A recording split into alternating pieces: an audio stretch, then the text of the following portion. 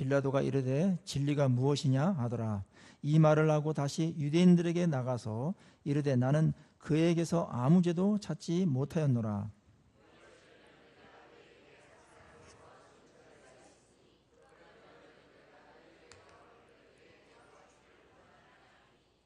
같이요. 그들이 또 소리질러 이르되 이 사람이 아니라 바나바라 하니 바나바는 강도였더라. 아멘. 네. 요즘 톱 뉴스 중에 하나가 우리 국가 남북 정상회담이 이루어지는가 언제 하는가 4월 말경으로 잡고 있는 것 같은데 외신들도 굉장히 관심을 끌고 있습니다. 두 정상이 만나는 것이 또 굉장히 묘한 시기에 만나기 때문에 관심이 오가고 거기서 또 어떤 얘기들이 오갈지 또 미국조차도 또 중국이나 주변 국가들도 엄청난 관심을 갖고 있는 것 같습니다. 오늘 예수님과 빌라도의 만남이 이루어지고 있습니다. 당시 유대 지역에서 최고의 권력의 핵심 수반인 빌라도 총독이 예수를 만나고 있는 것입니다. 예수님은 여기에 언급된 대로 왕이죠. 왕으로서 또 하나님 나라의 왕으로서 만나고 빌라도 총독은 거기를 다스리는 최고의 권력을 가진 자로서 예수님과의 만남이 이루어진 겁니다. 이것은 전대미문에 아주 굉장히 주목을 끌 수밖에 없는 만남이었습니다. 우리는 너무나 이 빌라도의 만남, 빌라도의 핍박 이런 것들이 익숙해져가지고 식상해져 있는지 모르겠지만 이들의 두 대화를 사복음서에 다 기록해 놓고 있고 거기 대화 중에 예수님의 말씀으로 인해서 드러내고자 하는 아주 중요한 사상들이 있어요. 그리고 중요한 메시지들이 있습니다. 이거를 포착해야 됩니다. 대화 가운데 굉장히 중요한 얘기가 나오는 거거든요.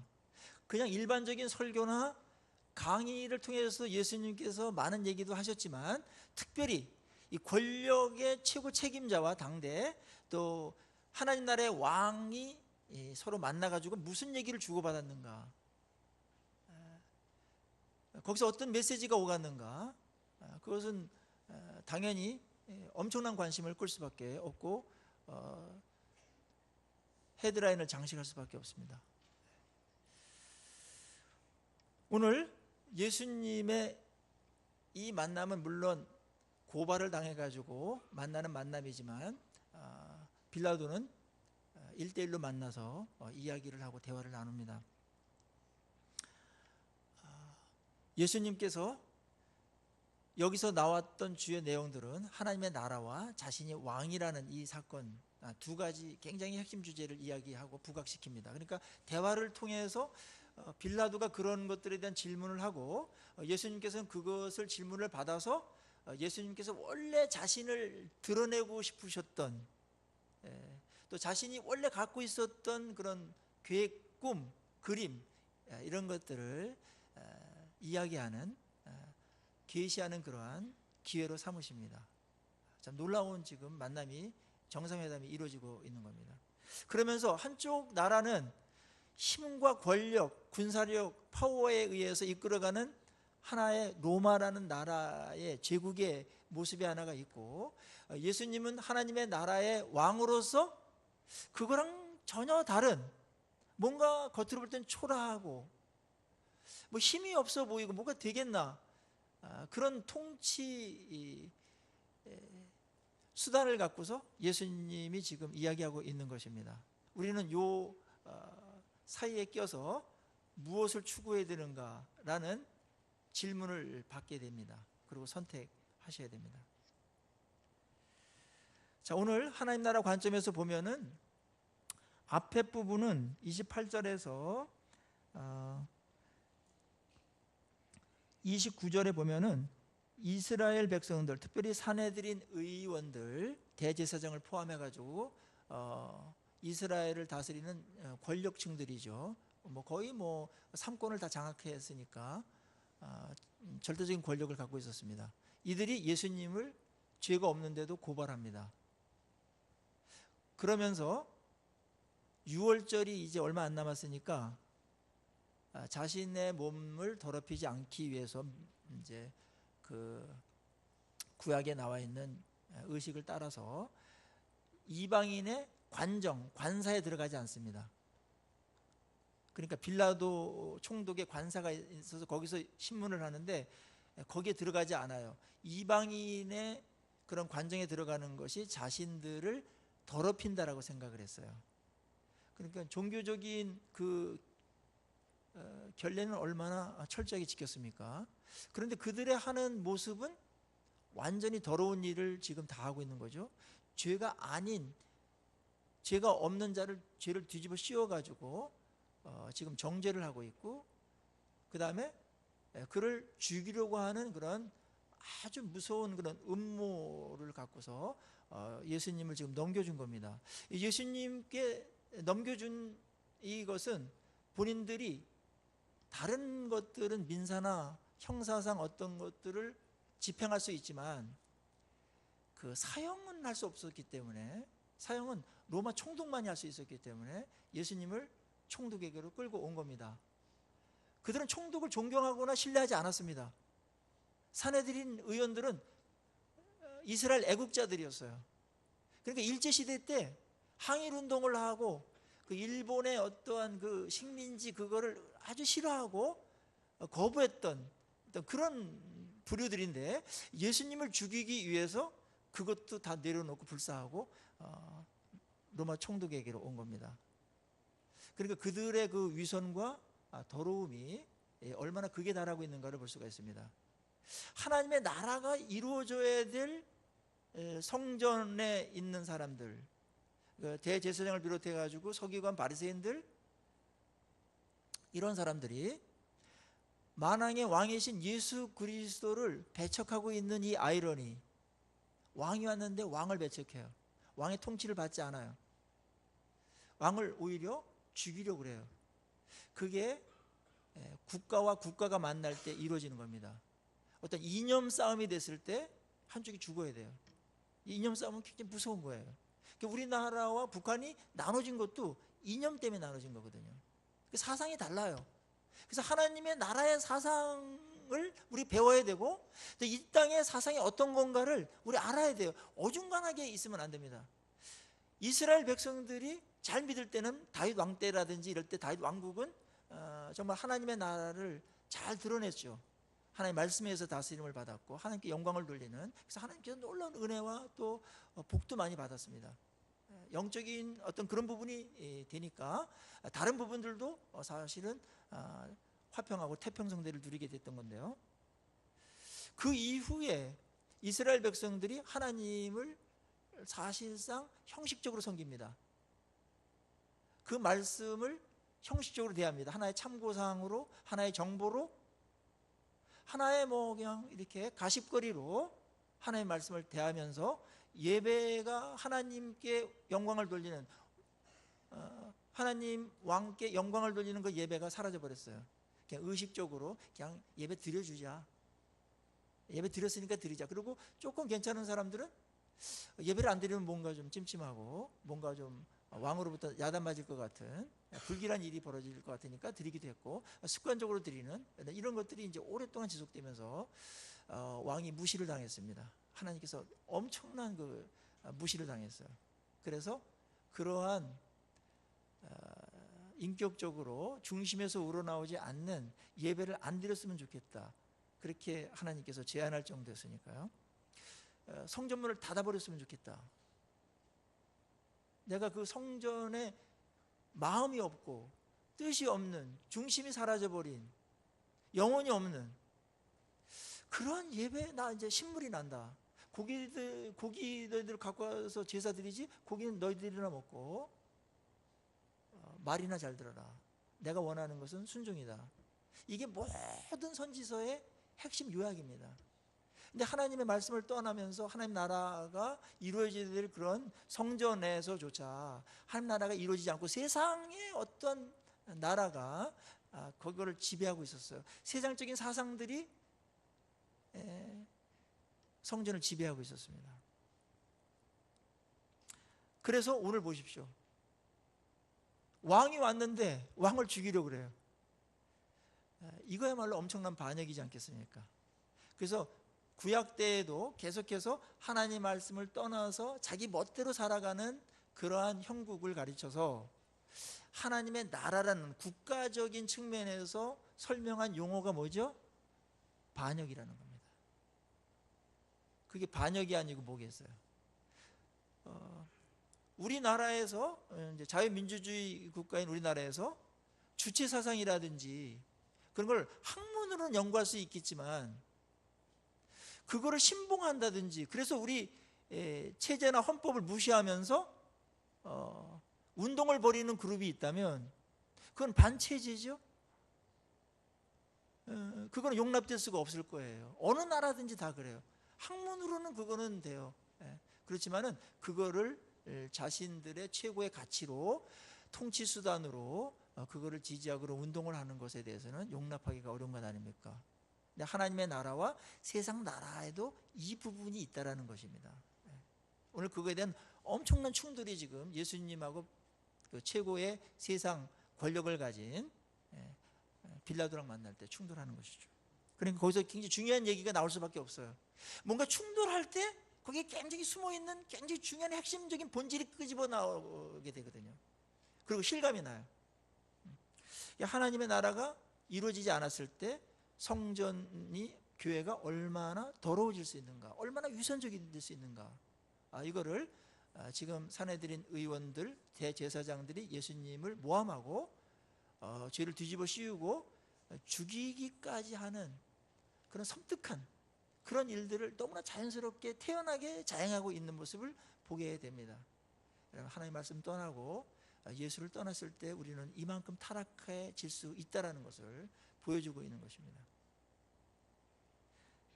그래서 교회가 정말 하나님의 말씀에 의해서 건강하고 거룩하게 그렇게 되었을 때는 너무나 아름다웠습니다. 이 땅에서 이런 공동체가 있나, 이런 곳이 있나. 그래서 세상에 많은 사람들이 흠모하면서 자들의 꿈들이 이루어졌던 그런 모습들을 보면서 교회가 매력을 갖고 많은 사람들을 흡입해드렸었죠. 그런데 교회가 타락하고 말씀대에서 움직이지 않고 세상적인 비슷하게 움직인다든지 그러면 교회는 그 빛을 잃어버리게 되는 것입니다. 오늘날 한국 교회가 여기에 접어들고 있다는 거 우리 모두가 실감하고 있는 것입니다. 아직은 늦지 않았지만 더 세속화되면은 굉장히 어려운 시기를 또 더 만나게 될 수 있습니다. 자, 이제 예수를 고발했으니까 거기서 사법권을 갖고 있는 빌라도가 재판을 하기 위해서 예수님을 만납니다. 예수님과의 첫 만남에서 첫 이야기가 궁금하죠? 많은 이야기가 있을 수 있을 것 같은데 의외로 빌라도는 예수님을 처음 보자 당신이 유대인의 왕이냐 이렇게 물었어요. 왕에 대한 것을 물었어요. 왕에 대한 거. 아마 이것은 섭리 가운데서 이루어지는 아마 빌라도도 지가 생각했겠지만 섭리 가운데서 예수님이 정말 말하고 싶었고 정말 이 순간에 알리고 싶었던 자기 계시의 기회를 사실은 준 거죠. 당신이 유대인의 왕인가? 그 질문은 이러한 배경 속에서 이루어진 겁니다. 유대인들이 예수를 사형에 처하도록 고발을 하는데 그 죄가 무엇인가? 죄목이 뭐냐면은 이 예수가 왕이라고 하면서 로마의 통치를 거부하고 반란을 일으키는 주동자다. 그래서 자신이 왕이라고 그런다. 이게 죽을 일이 아니고 뭐냐? 이렇게 고발을 한 거죠. 그래서 이 질문을 먼저 한 겁니다. 당신이 진짜 유대인들이 고발한 것처럼 유대인의 왕이냐? 근데 가만히 보면 알죠.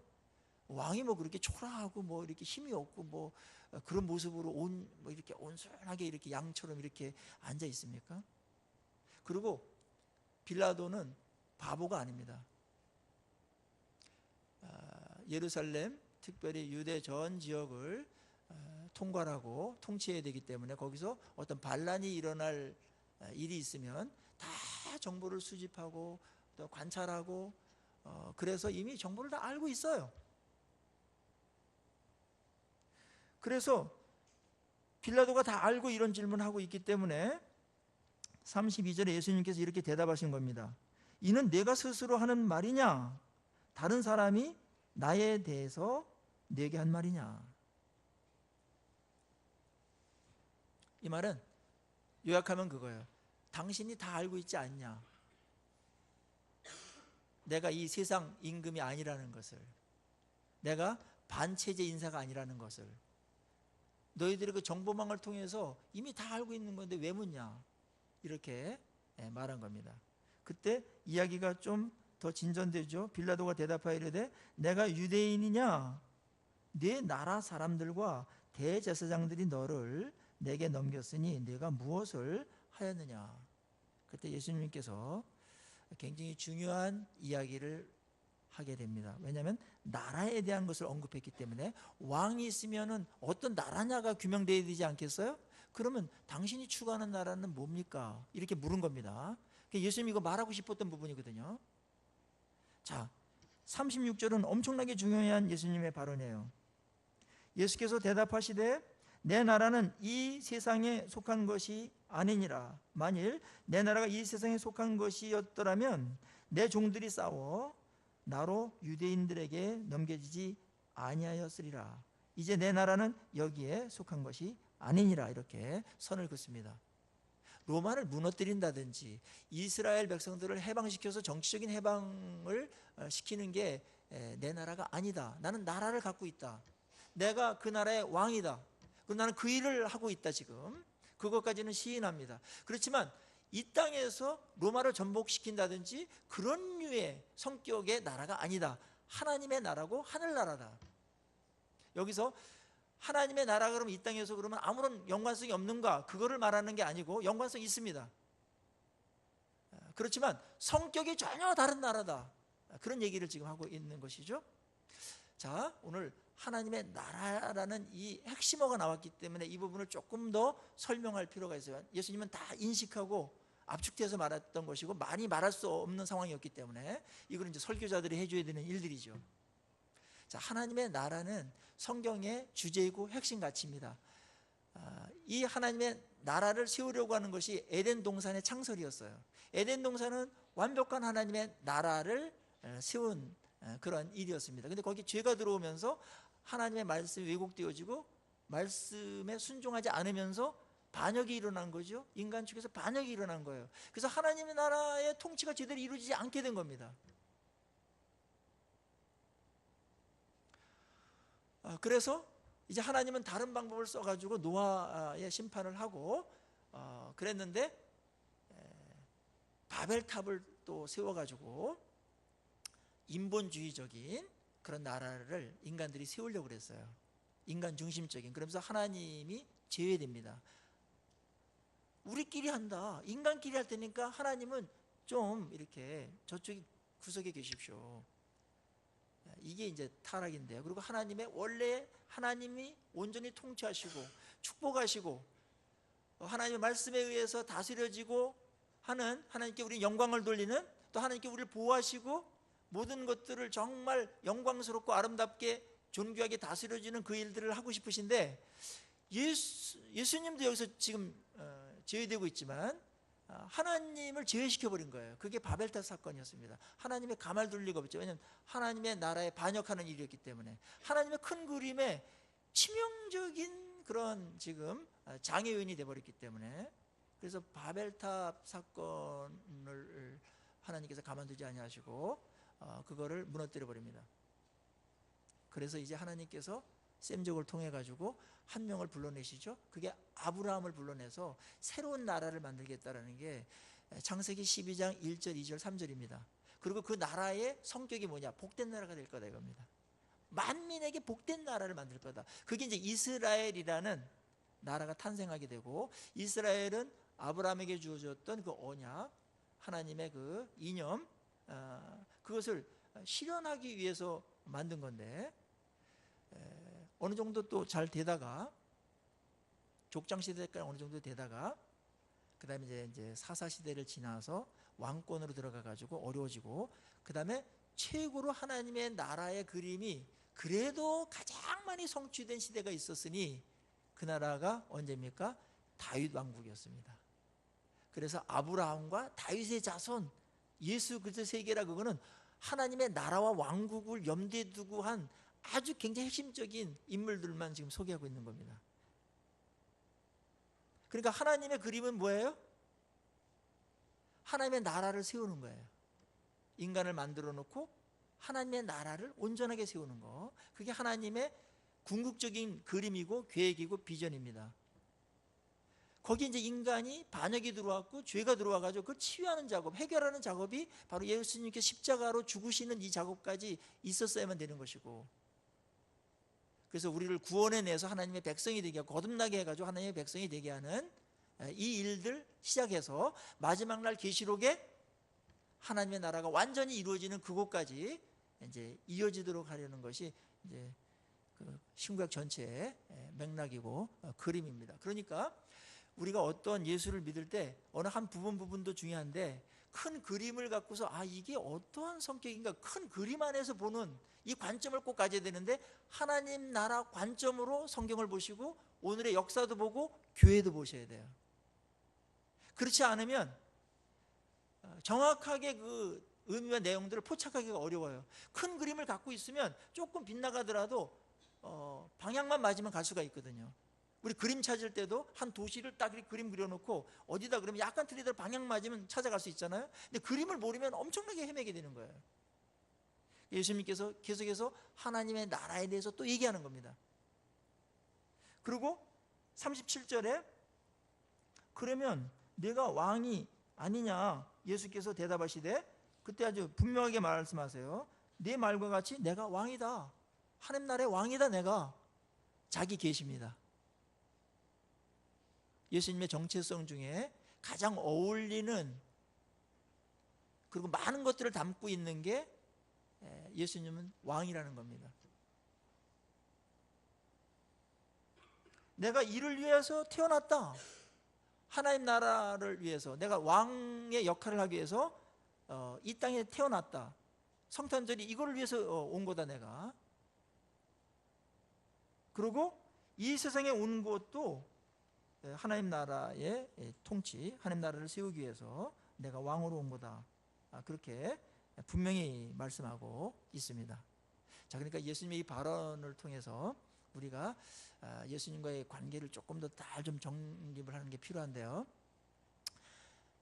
여러분들이 정말 예수님을 나의 구주로 믿고 하나님 나라 백성이 되었습니다. 그렇다면 우리 하나님 나라의 백성으로서 고백하고 시인하고 또 아주 뗄 수 없는 관계가 있는데, 그게 예수님이 우리의 왕이라는 사실입니다. 왕으로 대접해야 된다는 거예요, 백성들이. 묻겠습니다. 여러분들에게 진정 예수 그리스도는 우리의 인생의 왕이십니까? 엄청나게 이게 중요한 고백이에요. 주로 고백해요, 맨 처음에는. 그래서 거듭나요. 그래서 우리의 삶은 그분이 우리의 왕이라는 거예요.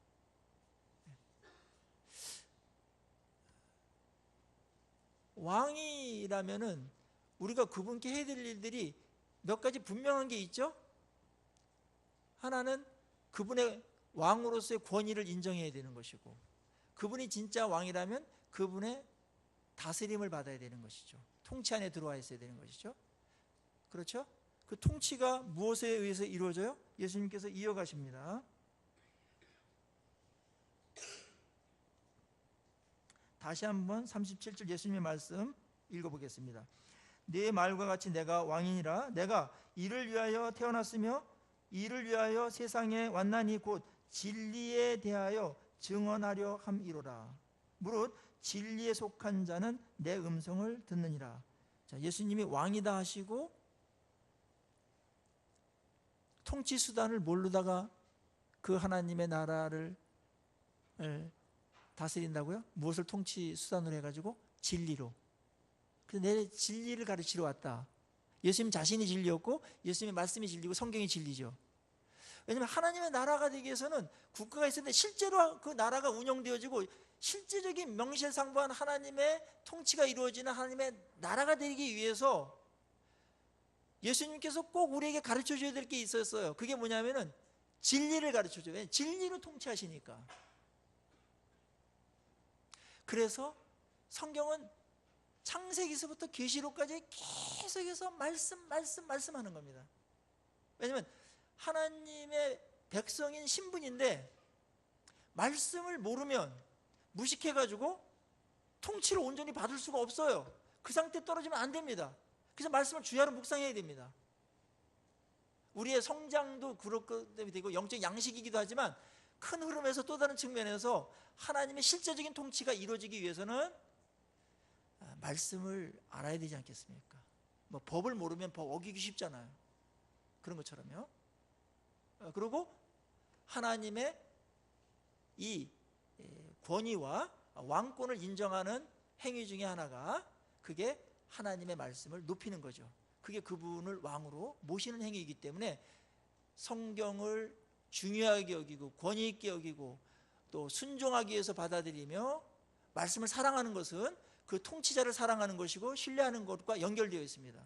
그래서 하나님이 가장 핵심적으로 우리에게 영광받기를 원하시는 것은 하나님의 권위를 인정하는 것과 아울러서 그 권위는 무엇에 의해서 인정되는 게 입증됩니까? 하나님의 말씀을 어떻게 대하느냐 이겁니다. 그래서 하나님의 말씀을 어떻게 대하느냐에 따라서 그분의 실제적인 왕권을 인정하는 사람이 될 수도 있고, 하나님의 백성이라고 하면서 말씀을 어기고 지멋대로 살아가는 것은 아까 대제사장들이나 이런 부류로 떨어질 수가 있고 타락할 수가 있고, 그 다음에 빌라도와 같이 진리에 대해서 아무런 관심이 없는 이런 자들은 그 자체가 이미 반역의 상태에 있는 겁니다. 하나님을 엄청나게 무시하고 있는 거거든요. 그분이 왕인데 왕의 말을 들은 채도 안 해요. 관심도 없어요. 이게 온 세계인들이 갖고 있는 가장 큰 불법이며 왕 대신 하나님을 묵살하고 있는 겁니다. 그것이 무지에 의해서 그렇게 됐든 아니면은 자기 욕심과 어떤 사상이 맞지 않아서 그렇게 됐든 아니면 게을러 가지고 뭐 그렇게 됐든지 간에 그것은 하나님과 관계에 영향을 미칠 수밖에 없습니다. 오늘 예수님의 말씀을 보십시오. 이렇게 흘러가고 있습니다. 당신이 왕인가? 네, 맞다. 그리고 내 나라는 이 땅의 나라와 다르다.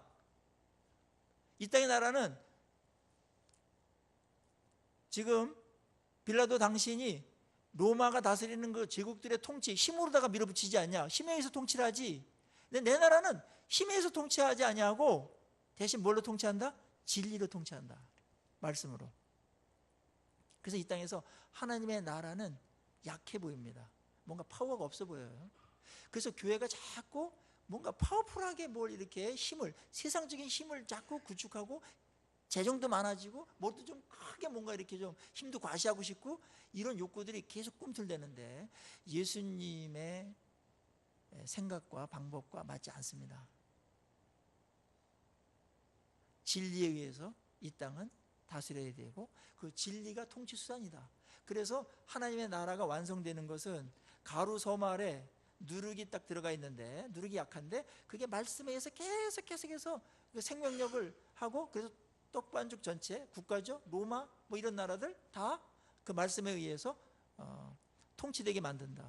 항복하게 만든다.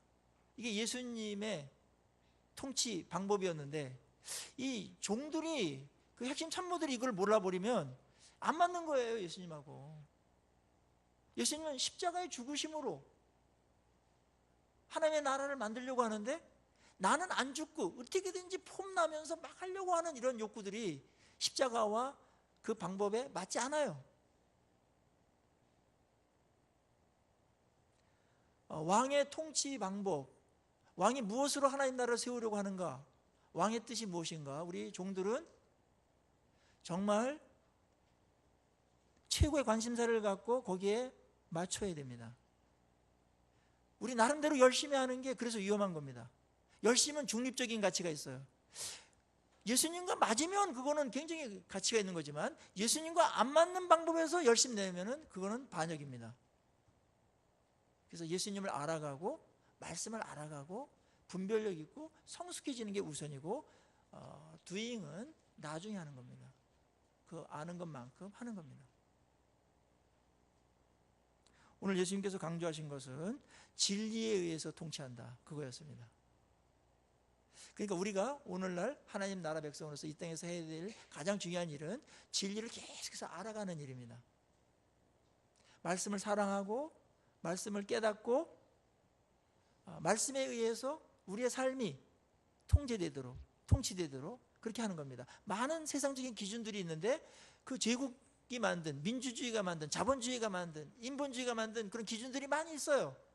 그거를 따라가는가, 예수님이 만드신, 우리의 왕이신 예수님이 만드신 그 통치 원리에 따를 것인가, 그 싸움이 우리에게 있는 것이고, 그것이 영적인 싸움과 연결되는 것이고 치열합니다.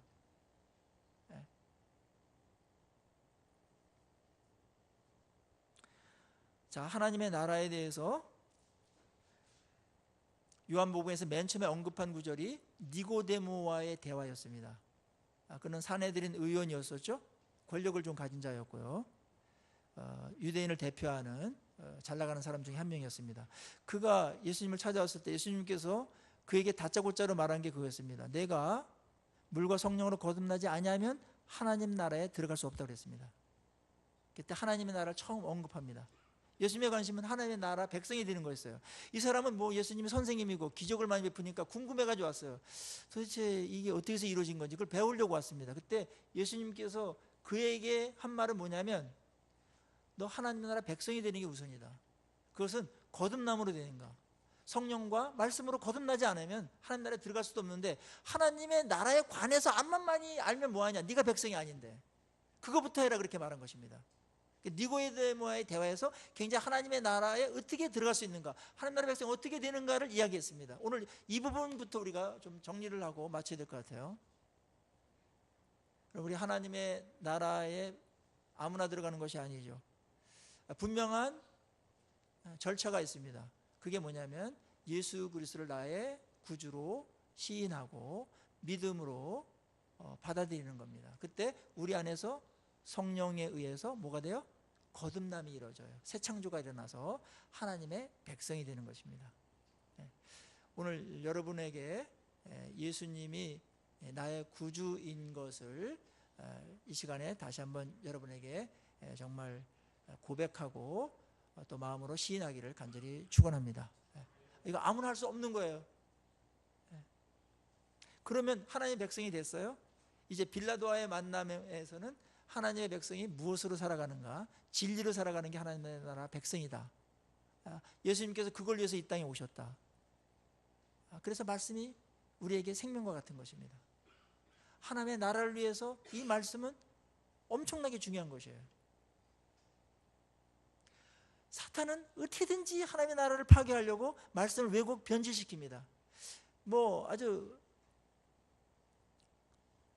자신을 숨기지 않고 드러내는 어떤 사탄의 운동들이 있다면 이단들일 겁니다. 말씀 갖고 다 해요. 뭐 신천지라든지 뭐 JMS라든지 뭐 다른데 뭐 이단들이 또 많이 나올 건데, 더 정교하게 말씀을 왜곡 변질시켜서 교리화하는 그러한 거짓 선지자들, 거짓 교사들이 앞으로 더 많이 나올 겁니다. 왜냐하면 마지막 때가 돼서 치열할 것이기 때문에.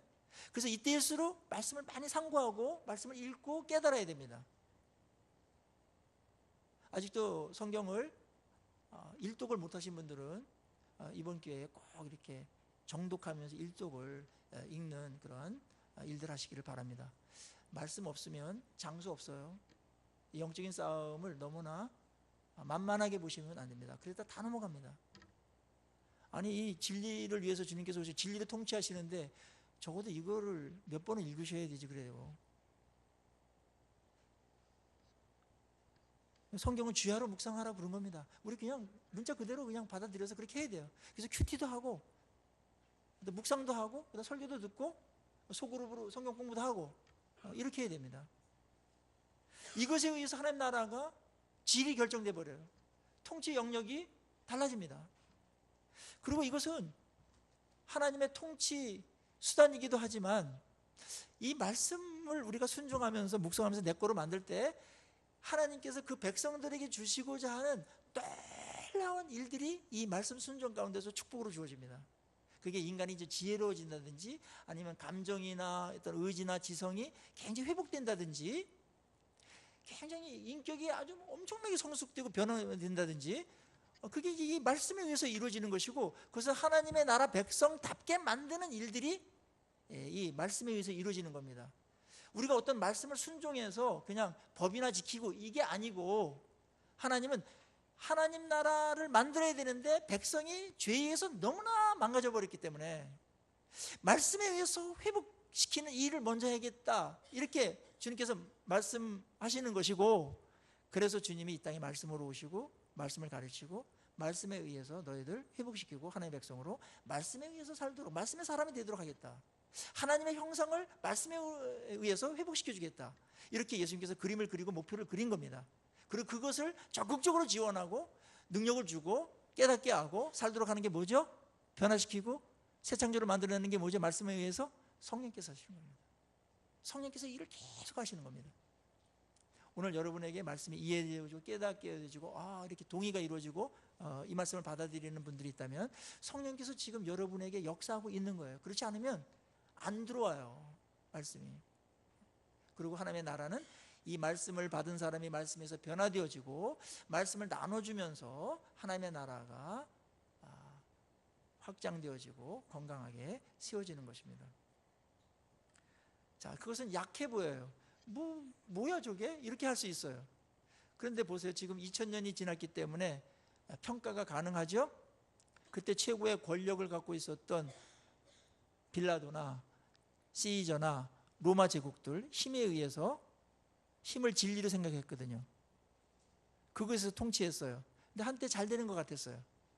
근데 예수님은 제자들과 함께 말씀 나누고 말씀하고 말씀에서 해야 된다, 이래서 말씀으로 했는데 그게 약해 보였지만 오늘날 2000년이 지난 뒤에 2000년 전도 그랬지만은 여러분들 어느 게 더 세고 어느 게 더 하나님의 나라와 인간을 더 복되게 만들고 그렇게 했습니까? 이제는 평가가 가능하니까요.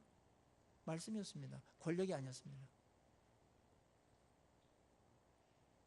이렇게 분명한 어떤 증거가 있음에도 불구하고 우리는 여전히 눈에 보이는 세상적인 어떤 힘, 세상적인 어떤 것 갖고 교회를 운영하려고 하고 기독교를 자랑하려고 합니다. 굉장히 어떤 파워 집단으로 만들려고 합니다. 여러분, 그것은 우리의 왕이신 예수님의 방법과 다른 방향으로 가고 있는 겁니다. 그런 면에서 위험합니다. 그건 충성이 아니에요. 여러분, 그분이 왕이고 우리는 신하로서 충성해야 될 때 충신해야 될 맨먼적인 기본적인 자세는 왕의 마음이 뭐냐 이거예요. 왕의 뜻이 뭐냐 이걸 헤아려야 돼요. 그리고 왕은 어떤 방법으로 이거를 이루어 나가려고 하는가 방법론까지 알아야 돼요. 다 할 수는 없겠지만 그래도 큰 방향이라도 잡고 가면은 실수가 덜한데, 그건 아랑곳 없이 왕이야 그냥 왕이시고 그냥 영광이나 받으시고 나머지는 우리가 다 해버릴게요. 그거는 또다시 예수님을 왕의 자리에서 권좌에서 끌어내리는 것입니다. 그건 엄청난 왕을 무시하는 것입니다. 여러분은 어떻습니까? 왕을 왕으로 대접합니까? 왕이 어떤 마음을 갖고 계신지, 어떤 뜻을 갖고 계신지 우리 그걸 아는 것으로부터 충성이라는 말을 쓸 수가 있는 것입니다.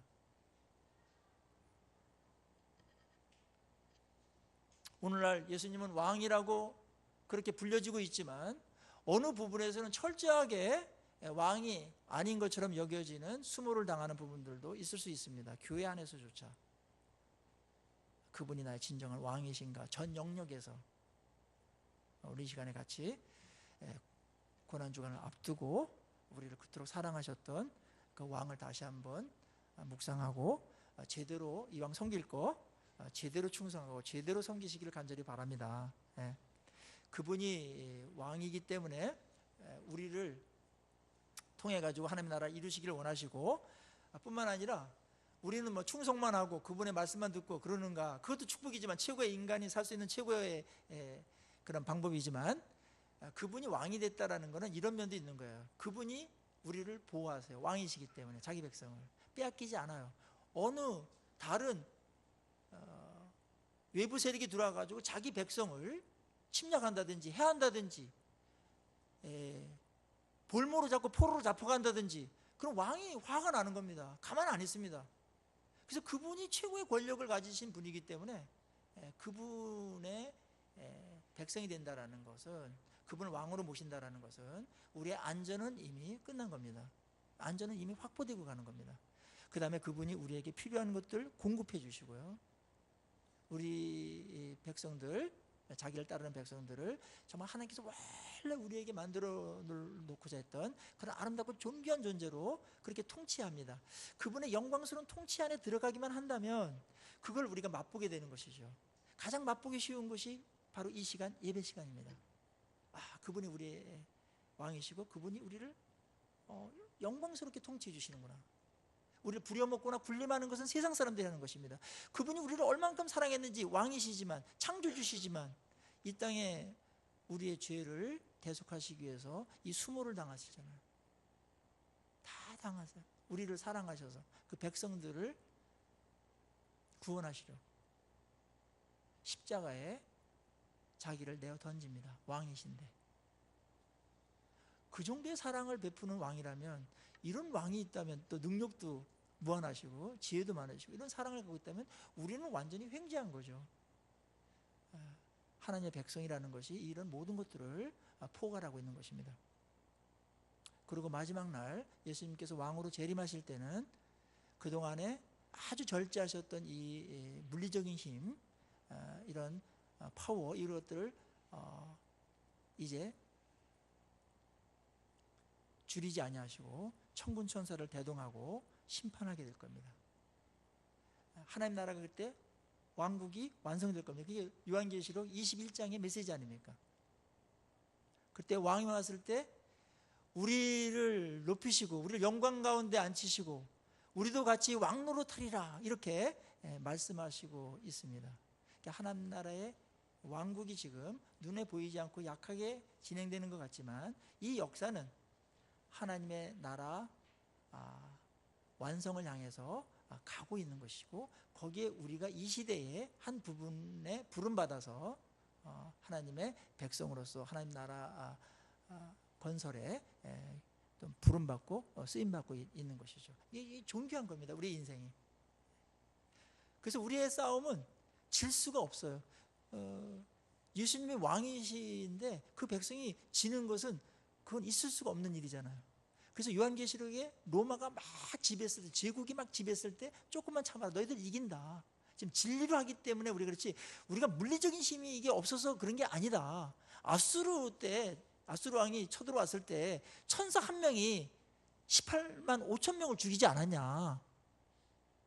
근데 마지막 날은 천사를 거의 다 동원합니다. 이 세계를 다 장악하고 불의를 제거하고 이 반역했던 무리들, 하나님 나라를 대적했던 잘못된 사상을 갖고서 자기 나라를 구축했던 이 모든 것들이 철장으로 다 부서지고 하나님 나라의 완전한 통치가 이루어질 것이다. 지금은 싸움 중에 있습니다. 물론 승리해 놓고 싸우는 게릴라전이지만 엄청난 유혹들이 있고 하나님의 나라의 이념과 사상과 체제와 이런 것들을 방해하는 그런 세력들 속에 우리가 있기 때문에 오늘날 우리가 하나님의 말씀에 더 깨어있고 그분의 왕되심을 더욱더 뚜렷하게 분명히 해가면서 이 땅을 살아가야 되는 것입니다. 여러분, 다시 정리하겠습니다. 예수님께서 여러분의 왕이신 것을 환영합니까? 네. 그래요. 이거 아무나 고백하는 거 아니에요. 성령께서 우리에게 하신 것입니다. 그렇다면 그분의 영광스러운 통치 안에 다스림 받기를 원하십니까? 그래요. 그 마음 너무나도 존귀한 마음입니다. 그렇다면 이제 그분의 말씀에 귀담아 들으셔야 되겠죠. 그거를 생명으로, 최선으로, 최고의 권위로 그 말씀을 받아들이시고 하나님의 영광스러운 통치가 여러분 안방에서도 침실에서도 여러분 자녀들에게도, 우리 교회는 말할 것도 없거니와 이런 하나님의 나라가 더욱더 왕성하게 퍼져가는 거기에 여러분 쓰임받기를 주의 이름으로 축원합니다. 우리 기도하시겠습니다. 이 시간에 우리 왕 되신 주님을 좀 묵상하면서 목도했으면 좋겠습니다. 주님, 제가 주님을 왕으로 정말 더 잘 섬기기를 원합니다. 무엇보다 예수님을 나의 왕으로 그렇게 영접하고 믿고 하나님 백성이 되게 하신 것